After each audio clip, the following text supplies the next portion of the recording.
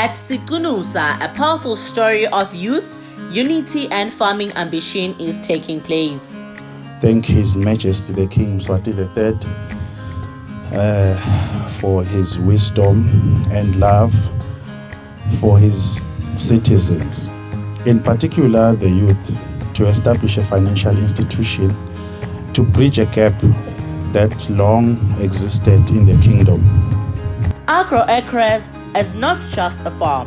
It is a vision carried by 4 siblings who have chosen agriculture as their path to growth and national development. Babambene ngento lenhle, babambene ngebulimi. Bantwana bendvosa yinye. It's really encouraging. Prime Minister Russell Miso Dlamini praised the siblings for their unity, ambition and farming plans, saying their work shows what youth-led agriculture can achieve. Nema subsidies lamanyenti engcenye vele nawubuka emave la developed uyabona ukuthi uhulumende uyakusekela kakhulu ukukhicida kwekudla even lasuka khona bengikhuluma ngayo yona le food sovereignty ukuthi it is a strategic thrust, it is of strategic importance, the food sovereignty to any serious government. The farm is already contributing to food security, job creation and the national economy. We currently employ 10 other young people plus 101 seasonal young farmers for our local community. So this proves that collateral alone is not the same as capability. The Prime Minister pledged his support and called for EADF funding to be expanded so more farmers across the country can benefit. Yajabula ukuthi you are applying yourself ukucabanga nokuthi what will be the solutions to some of the challenges mhlambe lenibhekene now. Their journey is proof that farming is not a thing of the past.